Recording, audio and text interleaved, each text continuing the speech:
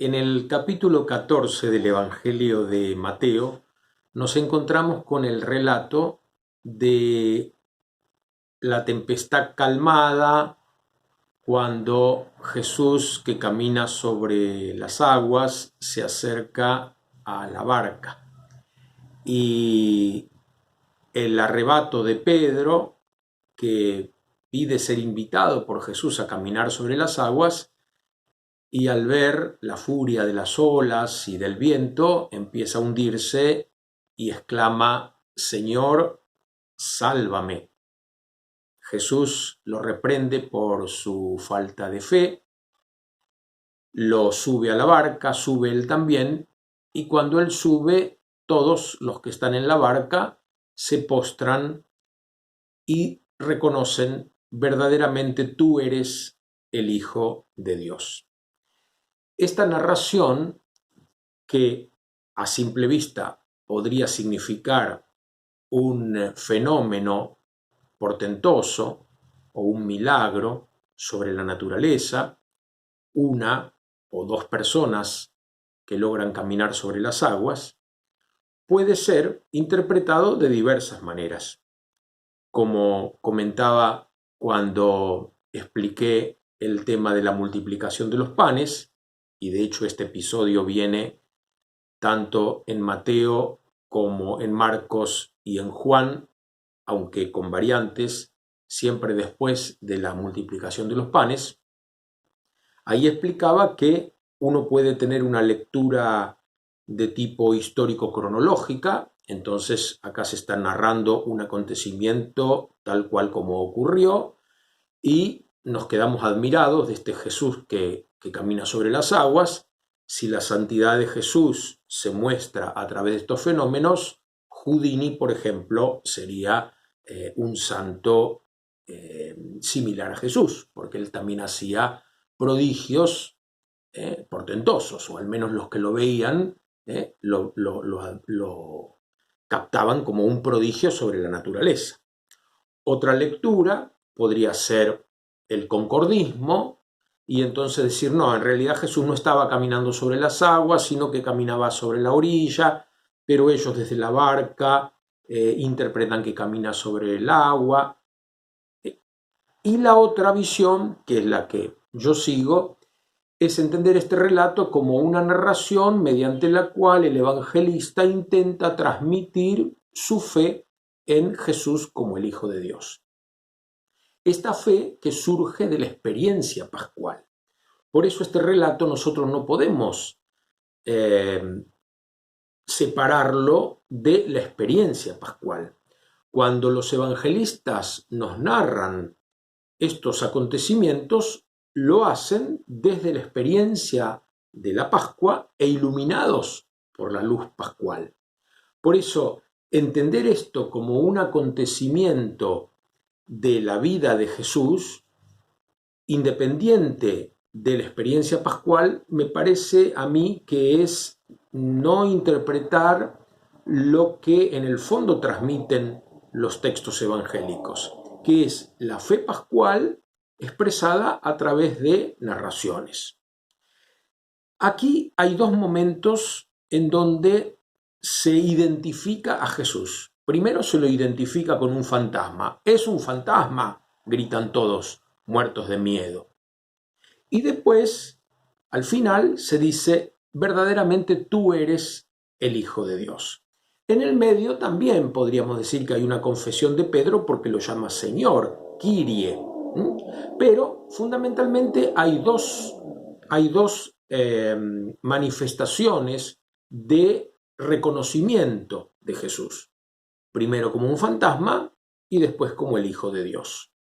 Y al final se dice que todos se postraron ante él, es decir, en una actitud de adoración. Si vamos al final del Evangelio de Mateo, en el capítulo 28, versículo 17, se nos narra la ascensión de Jesús al cielo, y allí también dice que todos los presentes se postraron, aunque algunos todavía dudaban. Algunas traducciones dicen incluso los que habían dudado, como si ya no dudaran más. pero me parece que esta primera traducción es la más correcta. Incluso los que todavía dudaban. La fe en Jesús como Hijo de Dios no fue una cosa inmediata, fue un proceso. El Espíritu Santo fue actuando sobre los primeros cristianos para que reconocieran la verdadera identidad de Jesús. Y en poco tiempo, porque 40, 50 años en realidad es poco tiempo, cuando esta convicción de que Jesús era el Mesías, el Hijo de Dios, estaba ya asentada en las comunidades, recién ahí empezaron a ponerse por escrito los evangelios, en donde fundamentalmente se transmitía esta verdad. Por eso el evangelio más antiguo, que es el evangelio de Marcos, comienza diciendo: comienzo de la buena noticia de Jesucristo, Mesías, Hijo de Dios. Esta es la fe que tenían los primeros cristianos y esta es la fe que seguimos teniendo hoy los que seguimos a Jesús. Algunos se quedan en el estrato, digamos, superficial del relato y entonces se quedan en lo grandioso de este Jesús que camina sobre las aguas. Sin embargo, creo que esta no es la idea principal del relato. Esto es simplemente un elemento del relato que nos lleva a esa confesión de fe: verdaderamente tú eres el Hijo de Dios. Y a esa actitud se postraron ante él los que estaban en la barca. Hoy los que estamos en la barca de la iglesia, en esta pobre barquita, tantas veces agitada por el viento, por las olas, tantas veces remando contracorriente, nos seguimos postrando ante Jesús. Y no lo reconocemos en los actos portentosos, lo reconocemos en su presencia entre nosotros, en medio de las dificultades. No acudimos al Dios de los consuelos para que nos consuele, sino porque ya somos consolados por Él, porque ya nos sentimos en sus manos. Los relatos del Nuevo Testamento buscan elementos en el Antiguo Testamento y en la literatura intertestamentaria, es decir, esos escritos que circulaban en la época de los evangelistas, pero que no entraron en el canon bíblico del Antiguo Testamento. Acudían esos escritos en busca de imágenes.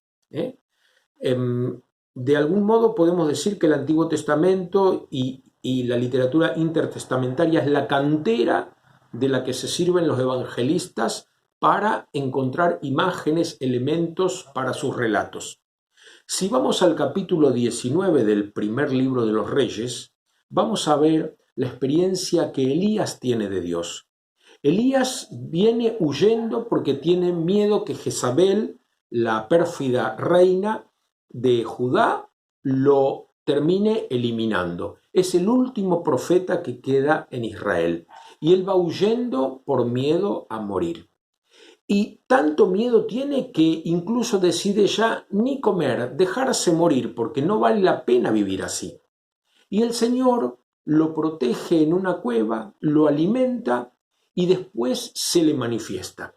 Dice el relato, es muy interesante, pueden leer ese capítulo 19 del primer libro de los Reyes. Dice el relato que primero un huracán, un viento huracanado que descuaja los árboles de la montaña, que rompe las piedras, pasa delante de la cueva, pero Dios ahí no está. Después se manifiesta un terremoto y en ese terremoto tampoco está Dios. Después un fuego inmenso que lo cubre todo y allí tampoco Dios está. Al final una suave brisa y entonces el profeta se cubre el rostro porque ahí está pasando Dios. También las circunstancias difíciles que a todos nos tocan vivir nos pueden sumir en el miedo. En este pasaje del Evangelio de Mateo aparece el miedo. Todos se llenan de miedo cuando ven a ese que creen que es un fantasma, y Pedro se llena de miedo, de fobos, cuando se empieza a hundir. Pero ese miedo debe ser transformado por el temor de Dios. El temor de Dios no es miedo, es respeto a ese Dios que se hace presente en todas las circunstancias de nuestra vida. No solamente Dios se hace presente cuando de forma extraña, cuando de forma milagrosa, diríamos nosotros, nos salva de una enfermedad, no permite que muramos en un accidente. También cuando esa enfermedad avanza, pero no nos hace perder la confianza. Cuando un accidente nos deja mal parados, cuando perdemos bienes temporales, cuando algún ser querido nos deja o se muere, también ahí Dios sigue estando presente. Por eso el Evangelio de Mateo termina diciendo: yo estaré con ustedes hasta el fin de los tiempos. Y esta es la fe que tenemos los que hoy en la barca nos postramos y decimos una vez más: verdaderamente tú eres el Hijo de Dios. ¿Quién podrá apartarnos de tu amor?